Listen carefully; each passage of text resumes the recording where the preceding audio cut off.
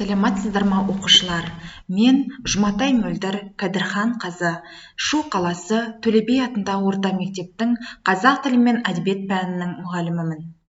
Бүгінгі 9 сынып пен қазақ әдебиеті сабағы.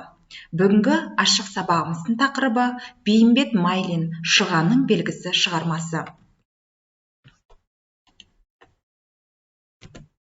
Оқу мақсаттары: «Шұғаның белгісі» шығармасын меңгерте отырып, Бейімбет Майлин туралы білімдеріңді тереңдету, шығармадағы кейіпкерлер талдай отырып, өзіндік пікір қалыптастыруға жетелеу. Бағалау критерийлері: көркем шығарманың идеясына сай кейіпкерлер жүйесін анықтайды, автор стиліне сүйене отырып, шығармашылық жұмыс жазады. Балалар, енді сіздерге Бейімбет Майлин туралы біраз дерек айта кетейін. Бейімбет Жармағанбетұлы Майлин 1894 жылы Қостанай облысының Таран ауданында кедей малшының отбасында дүниеге келген. Әкесінен 2 жасында жетім қалған Бейімбет 7 жасынан бастап байдың малын бақты. Қаршадайынан жоқшылық пен кедейшіліктің ауыр зардаптарын көріп өскен болашақ жазушының мейірімді адамдар қоршады. Әжесі Байдос өлең шығаратын, сөзге ділмәр жан болатын. Бейімбет Майлиннің 250-ге жуық шығармашылық проза дастандары болды. Соның ішіндегі «Шұғаның белгісі» шығармасы. «Шұғаның белгісі» қазақ прозасының шоқтығы биік туындыларының бірі. Әлеуметтік теңсіздік, әйел теңсіздігі, шын ғашықтардың бір-біріне қосыла алмауы, тағдырдың қаталдығы. Шығармада Шұға қыздың тағдыры арқылы сол кездегі қазақ қоғамының өмір сүру бейнесі көрініс тапқан. Балалар, енді осы шығарма бойынша сіздерге тапсырма берейін. Бірінші тапсырма: сен білесің бе?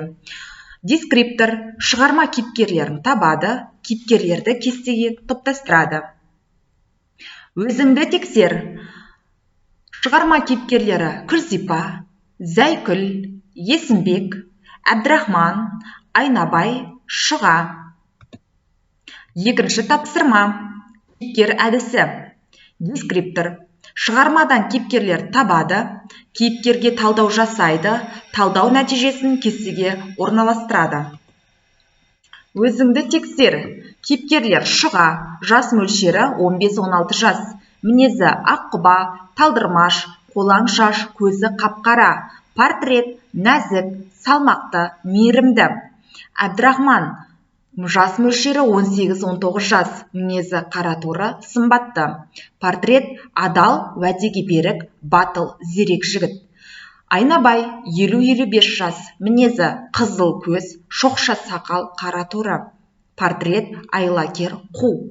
Күлзипа, 16-17 жас, орта бойлы, қара сұлу, тік қабақ, портрет ұялшақ. Үшінші тапсырма: әдеби үйірме әдісі. Дескриптор шығармадан көнерген сөздер табады, сұрақтар құрастырады, кейіпкер портретін жазады. Өзіңді тексер. Көнерген сөздер: дуан, болыс, песір, тілмаш, стражник. Сұрақтар: бұл күнде Шұға сияқты қыздар бар ма? Шұғаның өліміне кім кінәлі? Жазушының шешімімен келісесің бе? Жап-жас жігіт екен ғой деген Шұғаның сөзінен нені аңғаруға болады? Шұға мен Әбдірахман неге арманына жете алмады? Портрет: Шұға, аққұба, талдырмаш, көзі қап-қара, үріп ауызға салғандай, ажары қандай болса, ақылы да сондай, жеңілтек дегеннің не екенін білген емес. Төртінші тапсырма. Оқушылар, осы шығарма бойынша сіздерге Попс формуласы бойынша кейіпкерге хат, эссе ұсынғым келіп отыр. Попс формуласына салып, ол жерде бірінші: менің ойымша, екінші сөйлем: себебі мен оны былай түсінемін, үшінші сөйлем: оны мен мына фактілермен, мысалдармен дәлелдей аламын, қорытынды сөйлем: осыған байланысты мен мынандай шешімге келдім. Дескриптор кейіпкерге хат жазады, хат құрылымын сақтайды.